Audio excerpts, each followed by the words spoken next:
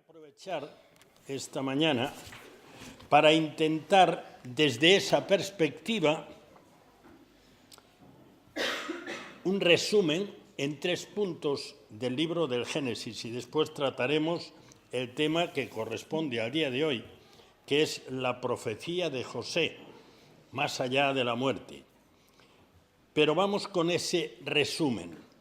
Creo que es importante porque a veces nos cuesta resumir un texto, cuanto más un libro, con sus 50 capítulos. Desde la perspectiva de la salvación, hay 3 aspectos muy importantes y todos ellos tienen que ver con lo que es el título del libro, los orígenes, el principio, los comienzos. Y corren después a lo largo de toda la Biblia. En primer lugar, el principio del universo, de la vida, del hombre, de la familia, de la sociedad, todo en perfecta comunión con Dios. Como sabéis, el final de la Escritura, en el libro del Apocalipsis, hay un nuevo universo, hay una nueva creación en la cual supera a la primera, porque las cosas de Dios siempre van a mejor. Pero en todo caso, es muy importante recordar este principio porque a lo largo de toda la Biblia se sigue hablando de Dios como creador y de su obra como creador. Lamentablemente vivimos una época en la cual el desarrollo científico, que es asombroso, quieren saber más del cómo, quieren saber más de cómo se originó, pero sin embargo encontramos poca divulgación del asombro del qué es, del cómo es, de la maravilla de la creación. Pues a lo largo de la Escritura hay muchos datos acerca de esto. Pero en todo caso, primera parte del libro del Génesis, el comienzo. Pero hay también un segundo tema que arranca en el libro del Génesis y que no podríamos comprender el mundo en el que vivimos sin esa parte. El pecado, la desobediencia, el atrevimiento de la primera pareja para creer a Satanás y no aceptar lo que Dios les había mandado. Una sola cosa. Ahí comienza la ruina que podemos ver también en nuestros días, la degradación moral, espiritual, social de la humanidad. Y hay algo más que también aparece en el libro del Génesis, el castigo. Yo sé que estamos más acostumbrados a utilizar o escuchar el término juicio, pero para nosotros juicio es sencillamente el análisis y la opinión acerca de algo que ha sucedido, pero en realidad no tenemos más que ir a 2 acontecimientos muy destacados que hay en el Génesis, el diluvio y la destrucción de las ciudades de la llanura, Sodoma, Gomorra y otras 3, para ver cómo esto también arranca allí. En realidad, el primer castigo fue la expulsión de nuestros primeros padres del huerto del Edén y el empezar a morir. Aquel capítulo 5 del Génesis se repite insistentemente y murió y murió y murió. Así que hemos visto el comienzo del universo, de la vida, del hombre, de la familia, de la sociedad, tal como Dios la había diseñado y como Dios la quiere, y después el comienzo de la ruina de la sociedad, del mundo, de las personas, incluso del universo físico. Hace un rato estábamos recordando, y bueno, yo creo que no hay forma de no recordarlo, porque cuando nos levantamos por la mañana y vemos un día de sol, decimos, ¡ah, qué buen día! Bueno, qué buen día, ¿no? Porque un día cualquiera, Damaris decía antes que por la zona donde ella está ya está habiendo cortes, un día cualquiera va a haber más. Y la semana pasada, el alcalde decía que estaban pensando que trajesen agua en barcos tanque, como ya se ha hecho alguna vez en las Baleares. La cosa es muy seria y nadie sabe cómo va a terminar. porque ya, según los meteorólogos, hace más de 350 años que no ha habido una época de sequía como esta. Yo no sé si en nuestras casas oramos al Señor por el final de esa sequía. Y además Galicia está en el medio, porque en el norte está nevando, en el sur ha habido lluvias y ha habido lluvias por el centro, pero aquí seguimos en seco. En todo caso, todo esto arranca del pecado de Génesis 3, porque la maldición no fue solo la muerte para los seres humanos a partir de ahí. Ellos escogieron separarse de Dios y así sigue la humanidad, sino también maldita será la tierra por tu culpa. Así que ese es el segundo paso que encontramos en el libro del Génesis. La creación, el comienzo del pecado, de la ruina moral, el desastre que fue necesario el diluvio. Y a lo mejor pensamos, y yo creo que pensamos bien en ese sentido, que paralelamente se están dando dos cosas. Por una parte, la maldad va en aumento, no disminuye, va a más. Y va a llegar un momento que será el final. Pero paralelamente ocurre otra cosa que también comienza en el Génesis. La gracia. El primer destello de gracia en el Génesis es cuando Dios llama al hombre. Por lo que entendemos allí del capítulo 3. Dios se paseaba, digamos, Dios visible, y la Escritura confirma que Dios visible es Dios el Hijo, Él es el que manifiesta al Padre, se paseaba por el huerto y había contacto, comunión con el hombre. Y el hombre se escondió. Y el primer destello de gracia es, ¿dónde estás? ¿Dónde te has metido? Claro que Dios sabía perfectamente lo que había pasado, pero esto era para que el hombre también empezase a reflexionar en lo terrible que había hecho. ¿Dónde estás? ¿Dónde te has metido? ¿Qué ha pasado? ¿Por qué te escondes de mí? El siguiente destello de gracia es cuando Dios mata. La primera muerte fueron animales muertos para vestir a Adán y Eva.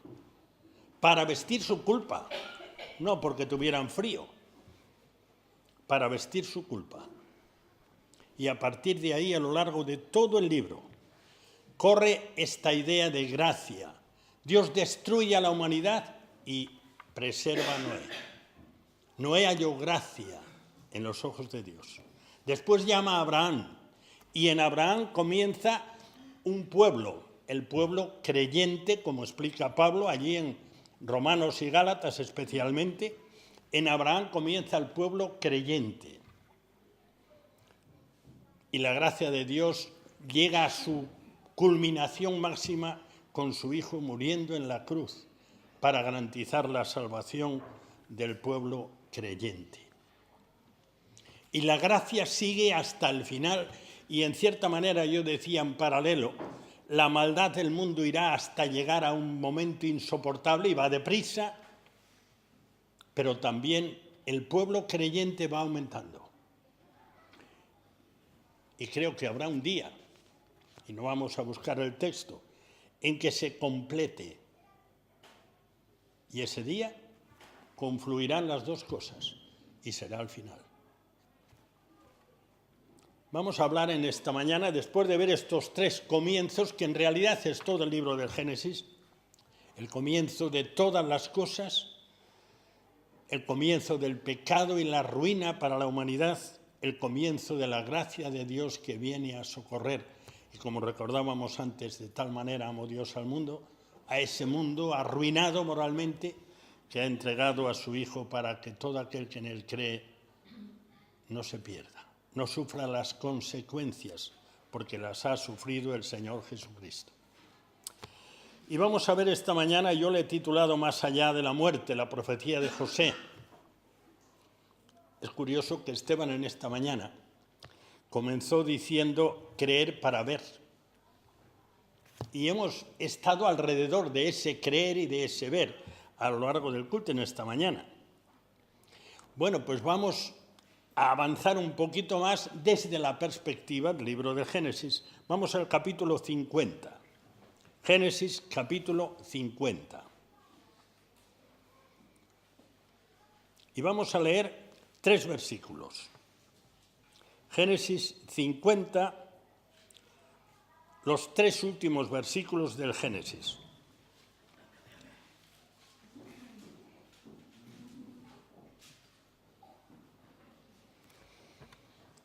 Y José dijo a sus hermanos: yo voy a morir, mas Dios ciertamente os visitará y os hará subir de esta tierra a la tierra que juró a Abraham, a Isaac y a Jacob.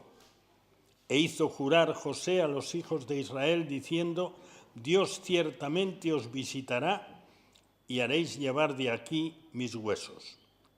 Y murió José a la edad de 110 años, y lo embalsamaron y fue puesto en un ataúd en Egipto. Es interesante esto porque Jacob fue enterrado en Canaán y murió en Egipto. Sin embargo, José fue enterrado en Egipto. Pero José hace una profecía. Bueno, no era totalmente una profecía, pero así se la conoce, sino que era sencillamente la confirmación de que él creía lo que Dios había prometido, que le había prometido a su padre, a su abuelo y a su bisabuelo, que volverían. ¿Era solo eso? Vamos a ver, capítulo 15, versículos 13 al 16. Génesis 15, 13 al 16. Génesis, capítulo 15, versículos 13 al 16. Es Dios hablando con Abraham. Génesis 15, 13. Entonces Jehová dijo a Abraham: ten por cierto que tu descendencia morará en tierra ajena y será esclava allí.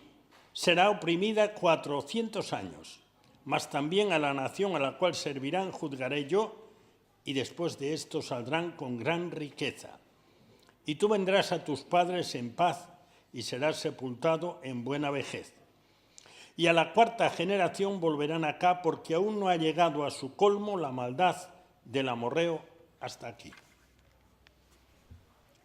Si os fijáis un poco en estas palabras de Dios a Abraham, está ese paralelismo al que yo me refería antes. Por un lado está el anuncio de gracia. Volveréis todos, volverán tus descendientes, y pasaron pues más de 4 siglos. Volverán todos a su tierra. Al final irán a su tierra. Pero los que los oprimieron serán castigados. Es interesante ese paralelismo. Pero ¿José se refería solo a esto? ¿Se refería solo a su confianza en la palabra de Dios de que volverían a la tierra? En cierta manera, nosotros estamos celebrando este acto, como sabéis, y según las palabras que utiliza el apóstol Pablo en 1 Corintios 11, lo hacemos solamente hasta que Él venga. Así que estamos en la misma tesitura. Estamos creyendo para ver. Estamos creyendo y esperando.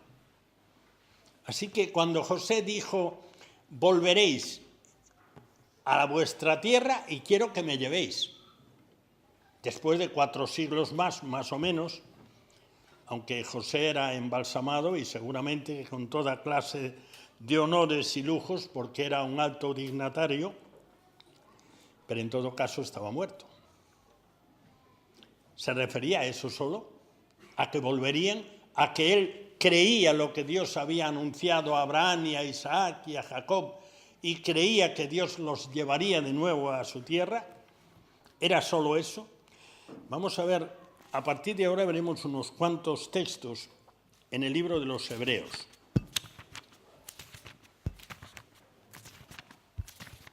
He disfrutado en las últimas semanas haciendo un estudio de introducción, es decir, un resumen de la epístola a los Hebreos. Y de verdad que es interesantísima.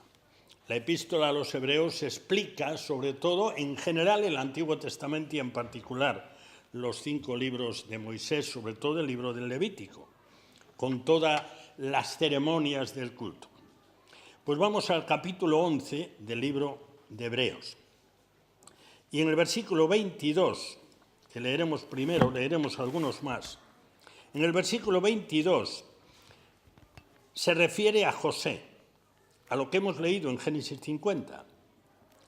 Dice, por la fe, José, al morir, mencionó la salida de los hijos de Israel y dio mandamiento acerca de sus huesos. Hasta aquí es sencillamente la fe de José en que Dios iba a cumplir su palabra y que aunque pasaran cientos de años que pasaron, volverían a su tierra cuando Dios decidiese que era el momento. Y según vimos en Génesis 15, el momento era cuando la maldad en Canaán fuese insoportable y hubiese que limpiar la tierra de esa tremenda contaminación. Pero vamos a ver algo más en este capítulo, porque tiene que ver con lo que se plantea en este último tema, más allá de la muerte. José está pensando, más allá de la muerte, volver a su tierra, sus restos, su cadáver, aunque estuviese perfectamente conservado por las técnicas que usaban en Egipto. Capítulo 11 de Hebreos, versículos 1 al 3 y versículo 6. Son 3 versículos muy importantes y que mira tú por dónde tienen tanto que ver con el tema con el que arrancábamos en esta mañana. Es pues la fe, dice el versículo 1, la certeza de lo que se espera, la convicción de lo que no se ve. Justamente. José dice, Dios ha prometido y cumplirá. Estaba cierto, porque Dios era quien lo había dicho. Estaba cierto que se cumpliría. Y estaba cierto que las generaciones futuras verían el cumplimiento de lo que Dios ha prometido. Sigue diciendo el versículo 2, porque por ella alcanzaron buen testimonio los antiguos, todo el Antiguo Testamento.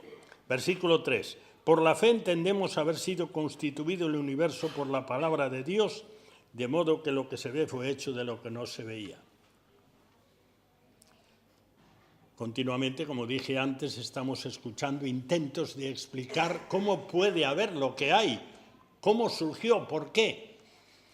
Pues sencillamente, porque Dios lo dijo y fue. Sencillamente, dijo sea y fue. Ya está. A veces cuando nos metemos en estas discusiones, minimizamos el poder de Dios. Por la fe. Por la fe creemos que lo que la palabra de Dios dice es así. Y la palabra de Dios dice que por su palabra no agarró algo que tenía escondido en su alacena y le dio forma con la mano, sino que dijo sea y fue. Toda esa inmensidad de universo del que cada día sabemos algo más. Pero muy poquitas voces se escuchan diciendo qué grandioso es Dios que ha creado y mantiene esto funcionando. Pero vamos más adelante, al versículo 6. El versículo 6 es muy lógico, es de sentido común. Sin fe es imposible agradar a Dios,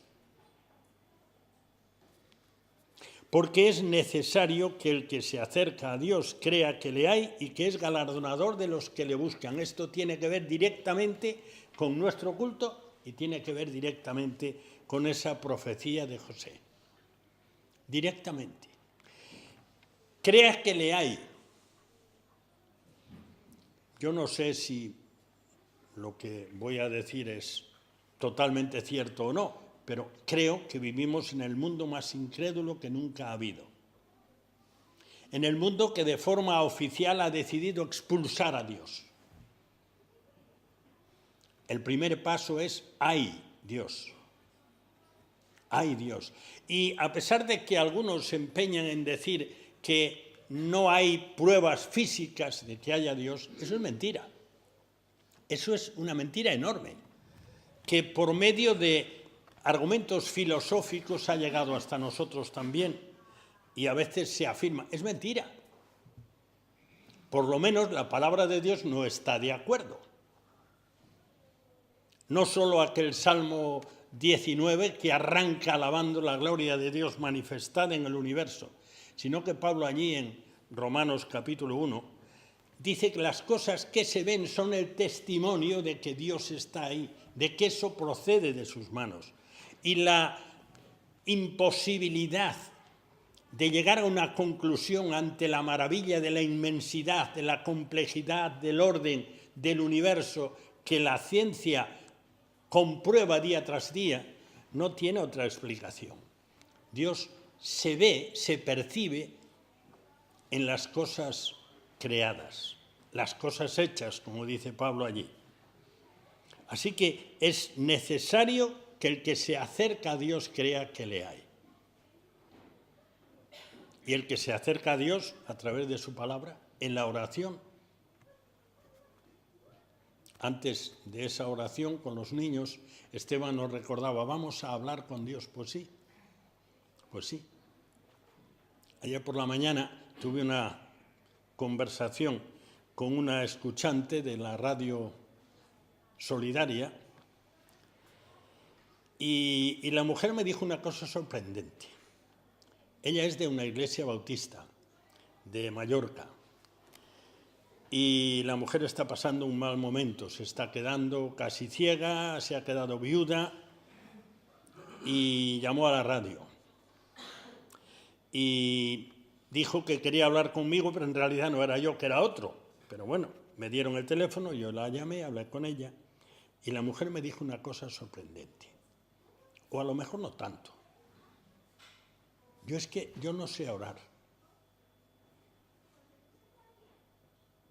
Yo no he orado nunca. Es tremendo, ¿eh? Es necesario que el que se acerca a Dios crea que le hay. Y no es fácil, a través del teléfono, pues abrirle un poco la expectativa de la relación con Dios. Ella se está quedando ciega, ya no puede leer. La puse en contacto con los hermanos de Nueva Luz, hablé con ellos también y les di su teléfono para que la ayudaran. Pero sobre todo yo intenté que pudiese entender. Es que orar es hablar con Dios. Y puedes hablar consciente de que Él está ahí, que te escucha, que quiere escucharte, que quiere atenderte. Porque de tal manera amó Dios al mundo. Es hablar con el corazón. Decir lo que sea. No hay nadie, ninguna persona, ni nosotros mismos que nos conozcamos tanto como Dios nos conoce. Así que hablar con toda sinceridad. Quejarse, lamentarse, protestar, pedir, suplicar, llorar. No hay nadie con quien podamos hablar de esa manera. Este texto también nos abre eso. Es necesario que el que se acerca a Dios crea que le hay y que es galardonador de los que le buscan. ¿Esto qué es? Que Dios en su palabra nos ha dejado tanto acerca de esto, de sus promesas. Y aquellos que quieren tomar a Dios en serio, Dios corresponde por su gracia. Esa tercera parte que mencionaba del libro del Génesis. Así que en eso se basa también la profecía de José. En este mismo capítulo 11, que explica tantas cosas del Antiguo Testamento, en los versículos 8 al 10 se nos habla de la fe de Abraham. Hebreos 11, versículos 8 al 10. Y dice, por la fe, esta fe que cree que hay Dios y que Dios cumple lo que ha prometido, por la fe Abraham, siendo llamado, obedeció para salir al lugar que había de recibir como herencia y salió sin saber a dónde iba. Por la fe habitó como extranjero en la tierra prometida, como en tierra ajena, morando en tiendas con Isaac y Jacob, coherederos de la misma promesa, porque esperaba la ciudad que tiene fundamentos, cuyo arquitecto y constructor es Dios. Por la fe. Así que Abraham esperaba algo más. No sabemos cómo llegó Abraham a comprender esto, pero es evidente que lo había comprendido. Abraham esperaba algo más, no esperaba solo que Dios cumpliese su palabra y sus descendientes tuviesen en posesión una tierra. Esperaba algo más. Está claro aquí, esperaba algo más, algo que va más allá de la muerte.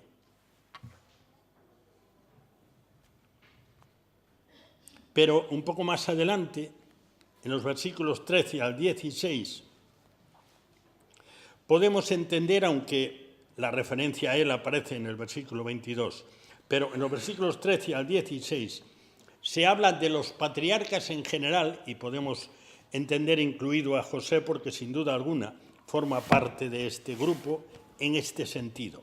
Versículo 13. Conforme a la fe, murieron todos estos sin haber recibido lo prometido, sino mirándolo de lejos y creyéndolo y saludándolo y confesando que eran extranjeros y peregrinos sobre la tierra.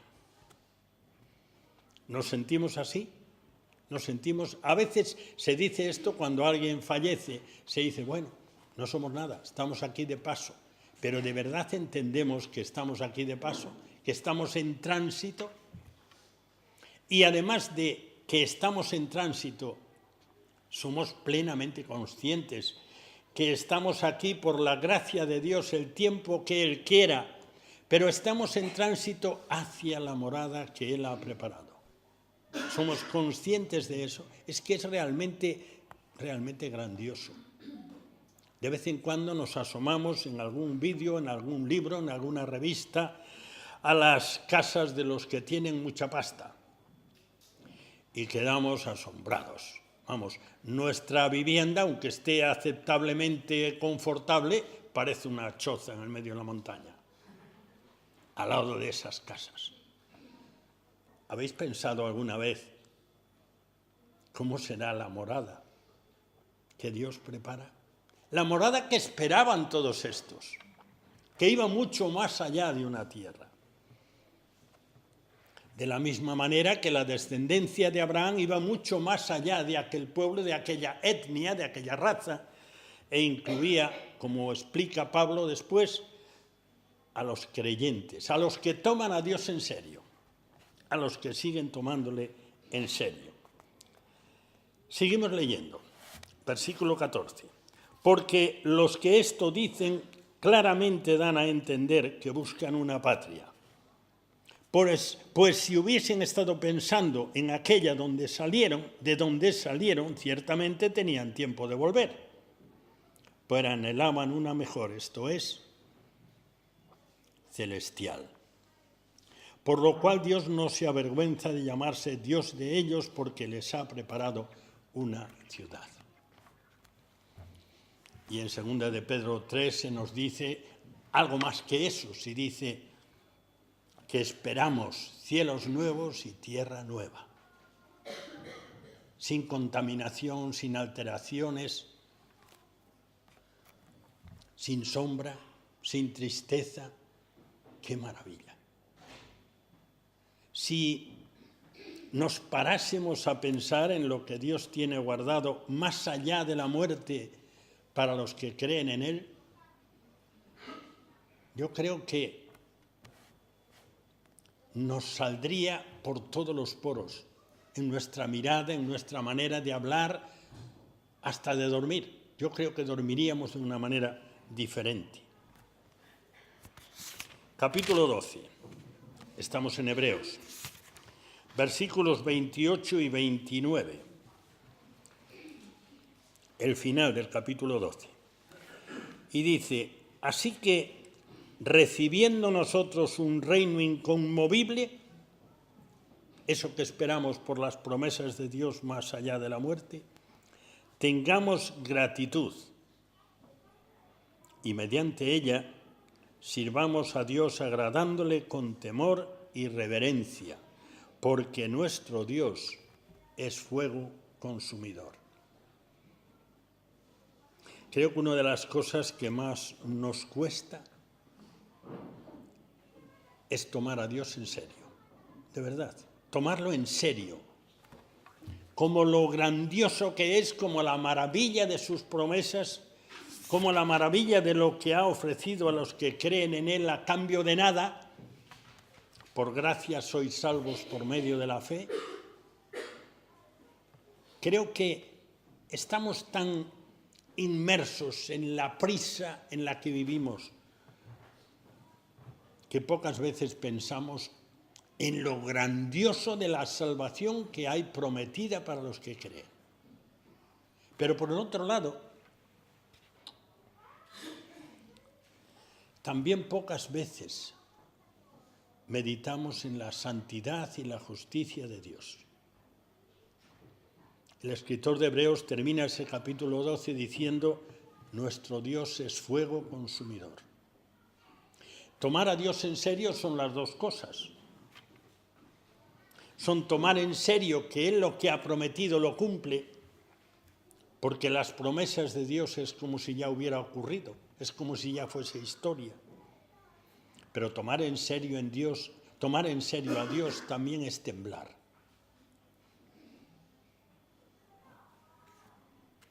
A lo largo de la Biblia tenemos bastantes sucesos de personas que tuvieron la percepción de que Dios estaba allí. ¿Os acordáis? En la barca, en el mar de Galilea, cuando de repente hay una pesca asombrosa, imposible, y en ese momento tuvieron conciencia de que Dios estaba en la barca. Apártate de mí, no puedo estar tan cerca de ti. Nuestro Dios es fuego consumidor. Hebreos, capítulo 13, versículo 14. Hebreos 13, 14. Dice: porque no tenemos aquí ciudad permanente, sino que buscamos la porvenir. La muerte es inevitable. A causa del pecado de nuestros primeros padres, nadie puede evitar la muerte. La muerte es inevitable. Estamos en tránsito hasta ese día, que nadie sabe cuándo será el nuestro, nadie lo sabemos. Algunos mueren de niños, otros de jóvenes, otros de adultos, otros de mayores y otros de muy ancianos. Pero nadie se escapa. Qué maravilla es saber porque Dios lo ha dicho, que este no es nuestro lugar definitivo. A veces viéndonos esforzarnos por tener y por conservar y por no perder y por agarrarnos a las cosas, a veces da la impresión de que vamos a vivir siempre en este mundo. Pues no tenemos aquí ciudad permanente.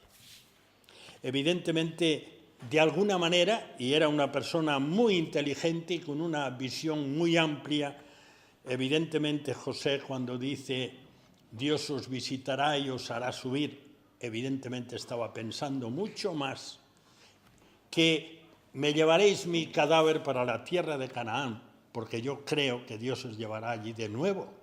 Yo creo que José estaba pensando mucho más allá, como acabamos de leer en este capítulo 11 de Hebreos. José estaba pensando seguro que el Dios en el que creo tiene algo grandioso para mí más allá de la muerte. En realidad, estaríamos inútilmente aquí en esta mañana si eso no fuera así. Así que en esta mañana yo espero que este paseo así apresurado por el libro del Génesis nos ayude a tomar a Dios en serio, a leer mucho más su palabra, Estamos pasando una sequía horrorosa de palabra de Dios. A pesar de que en todo este año hemos oído muchas veces sola escritura, sola escritura. La sola escritura muchas veces se queda en la estantería.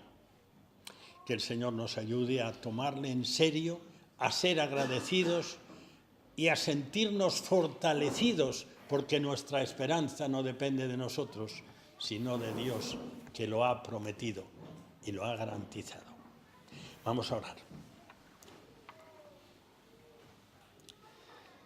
Padre nuestro, en esta mañana, al final de este paseo, a lo largo de ese primer libro de tu palabra, te damos gracias por las cosas que hemos podido meditar en que eres el origen de todas las cosas buenas, que has creado todo cuanto existe con sus maravillas, que nos has creado de forma especial a los seres humanos, que has manifestado tu voluntad de que seamos una sociedad que te sirva y te tome en serio.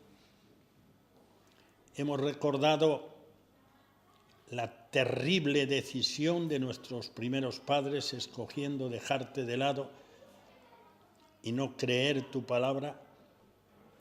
Hemos visualizado la ruina terrible que alcanzó a la humanidad y con tan malas consecuencias a lo largo de la historia, pero también hemos podido asomarnos a tu gracia maravillosa, que a los que nos hemos olvidado de ti, nos hemos rebelado, hemos tenido vidas indignas, tú has extendido tu mano de gracia para que por la fe, para que creyendo que por tu gracia podemos tener la salvación eterna. Y esa salvación sigue siendo anunciada a lo largo y a lo ancho de la redondez de este planeta.